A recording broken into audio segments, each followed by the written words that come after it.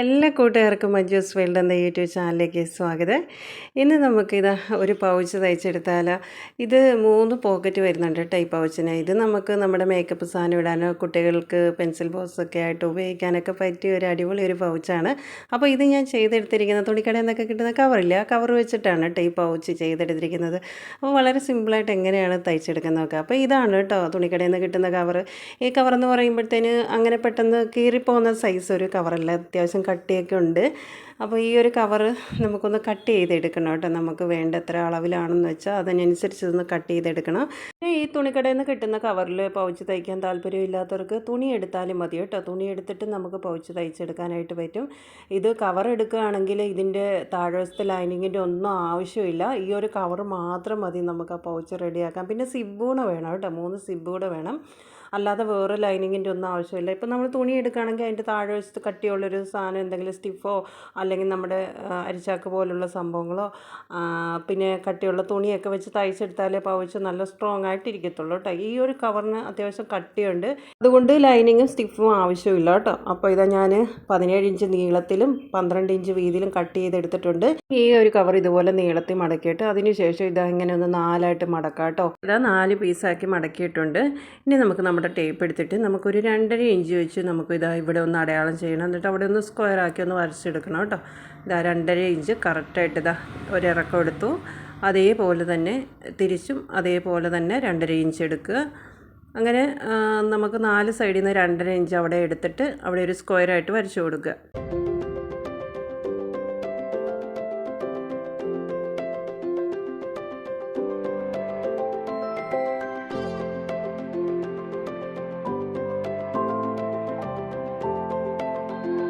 ഇനി നമുക്ക് ഇതാ ടേപ്പ് ഇനി നമുക്ക് ആ സ്ക്വയറായിട്ട് വരച്ച് അവിടെ തൊട്ട് ഇതാ ഇതുപോലെ നീളത്തിലങ്ങ് വെച്ച് കൊടുക്കുക. എന്നിട്ട് സ്ട്രെയിറ്റ് ആയിട്ട് ഒരു വരയിട്ട് കൊടുക്കുക. ഇനി നമുക്ക് കട്ട് ചെയ്തെടുക്കേണ്ടത് ഞാൻ കാണിച്ചു തരാം കേട്ടോ. ഇതാ ഇവിടുന്ന് താഴേന്ന് ഇതുപോലെ മേളിലോട്ട് കട്ട് ചെയ്യുക. അത് കഴിഞ്ഞതിന് ശേഷം നമ്മൾ ഇതാ സ്ട്രെയിറ്റ് വരച്ചില്ലേ, അവിടെ ഇങ്ങനെ ഇതുപോലെ കട്ട് ചെയ്തെടുക്കുക. അപ്പോൾ അങ്ങനെ കട്ട് ചെയ്തിട്ടുണ്ട്. ഇതാ ഈ ഒരു ഷേപ്പിൽ വരും കേട്ടോ. അപ്പോൾ 2 സൈഡും ഈ ഒരു ഷേപ്പിലാണ് നമുക്ക് കിട്ടുന്നത്. അപ്പോൾ ഒരൊറ്റ കട്ടിങ് മാത്രമേ ഉള്ളൂ ഇതിനകത്ത് കേട്ടോ, വേറെ കട്ടിങ് ഒന്നുമില്ല. ഇനി നമുക്ക് വേണ്ടത് സിബ്ബ് വേണം കേട്ടോ. 3 സിബ്ബ് ഇവിടെ എടുത്തിട്ടുണ്ട്. ഇനി നമുക്ക് ആദ്യം തന്നെ നമ്മൾ സിബ്ബാണ് തയ്ച്ച് പിടിപ്പിക്കുന്നത് കേട്ടോ. അപ്പോൾ സിബ്ബ് ഒരെണ്ണം എടുക്കുക. സിബ്ബ് ഒരെണ്ണം എടുത്തിട്ട് ഇതാ ഒരു സൈഡിലേക്ക് വെച്ചിട്ട് നേരെ അങ്ങ് തയ്ക്കുക കേട്ടോ.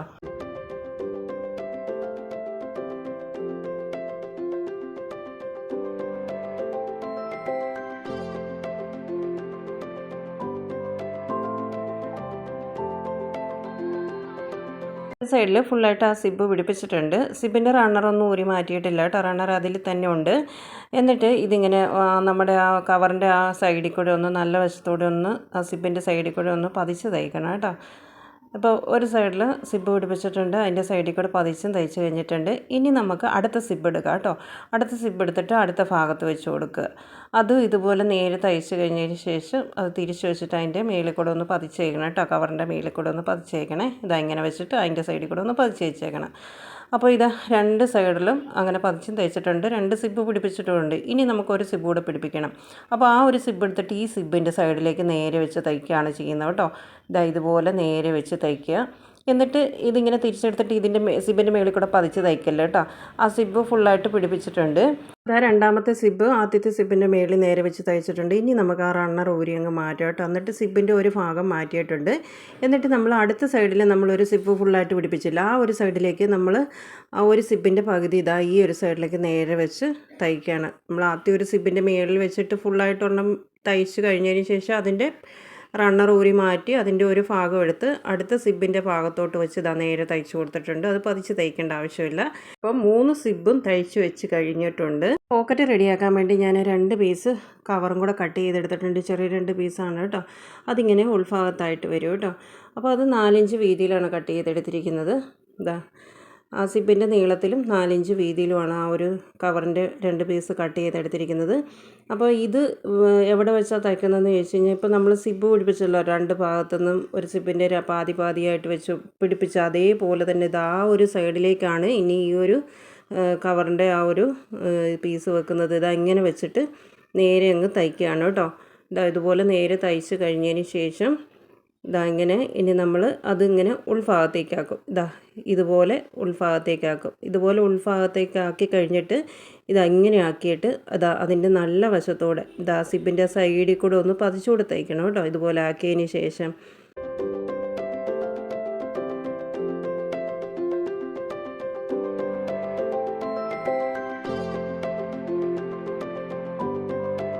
ഇങ്ങനെ ഇത് ഉൾഭാഗത്തേക്ക് വെച്ചിട്ട് ഈ താഴ്വശം ഇതുപോലെ ചെറുതായിട്ട് ഇങ്ങനെ മടക്കി കൊടുത്തിട്ട് ഇതിൻ്റെ 3 സൈഡും ഒന്ന് തയ്ച്ച് വെക്കണം. ഞാനിപ്പോൾ കാണിച്ചു തരാവേ. ഇവിടം തൊട്ട് ഇങ്ങനെ വന്നു 3 സൈഡും തയ്ച്ച് വെക്കുക. അപ്പോൾ ഈ ഒരു സൈഡിൽ ഈ ഒരു കവറിൻ്റെ പീസ് തയ്ച്ച് പിടിപ്പിക്കുന്ന പോലെ തന്നെ സിബിൻ്റെ അടുത്ത ഭാഗത്തും അതേപോലെ തന്നെ ചെയ്ത് വെക്കുക. അപ്പോഴേ 2 സൈഡിലുമായിട്ടുള്ള 2 പോക്കറ്റ് റെഡി ആകത്തുള്ളൂ കേട്ടോ. ഇതിപ്പം ഉൾഭാഗത്ത് അതിൻ്റെ 3 സൈഡും തയ്ച്ച് വെക്കുകയാണ്. 3 സൈഡും തയ്ച്ച് വെച്ച് കഴിഞ്ഞിട്ടുണ്ട്. ഇപ്പം ഒരു സൈഡിൽ നിന്ന് നമ്മുടെ ഒരു പോക്കറ്റ് റെഡി ആയിട്ടുണ്ട്. സിബ് ഞാൻ ഓപ്പൺ ആക്കി കാണിക്കാവേ. ഈ സൈഡിൽ നിന്ന് ഇങ്ങനെ തുറക്കുമ്പോഴത്തേനും ഇവിടെ ഒരു പോക്കറ്റ് റെഡി ആയിട്ടുണ്ട്, കണ്ടോ. ഇനി ഇതേപോലെ തന്നെ അടുത്ത സിബിൻ്റെ അടുത്ത ഭാഗത്ത് ഉൾഭാഗത്ത് നമുക്ക് അടുത്തത് ആ ഒരു പീസ് കൂടെ നമുക്ക് തയ്ച്ച് വെക്കണം. അപ്പോൾ ഞാൻ കാണിക്കുന്നില്ല. ഇപ്പോൾ ഈ ചെയ്തതുപോലെ തന്നെ അതും ചെയ്ത് വെക്കുകയാണ് ചെയ്യുന്നത് കേട്ടോ.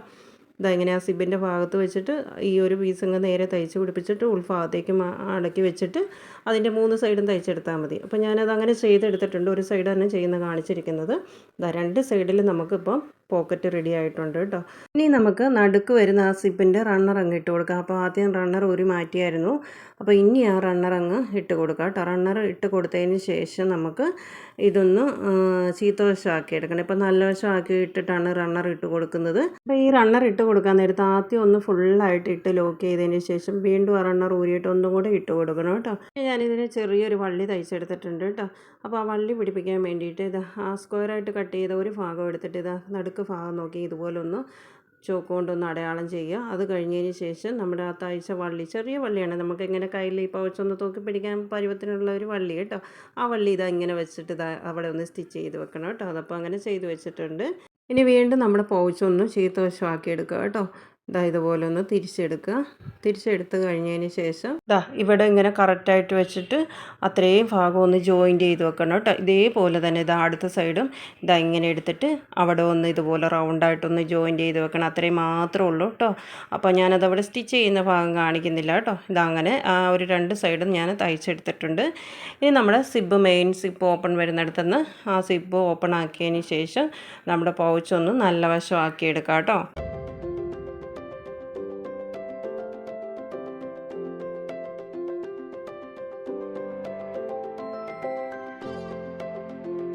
അടിപൊളി ഒരു പൗച്ചാണ് ഇവിടെ റെഡിയാക്കി എടുത്തേക്കുന്നത്. 3 പോക്കറ്റാണ് കേട്ടോ വരുന്നത്. ഒരു ഭാഗം തുറന്ന് കഴിയുമ്പോൾ ഇവിടെ കുറേ സാധനങ്ങൾ നമുക്ക് വെക്കാൻ പറ്റും കേട്ടോ.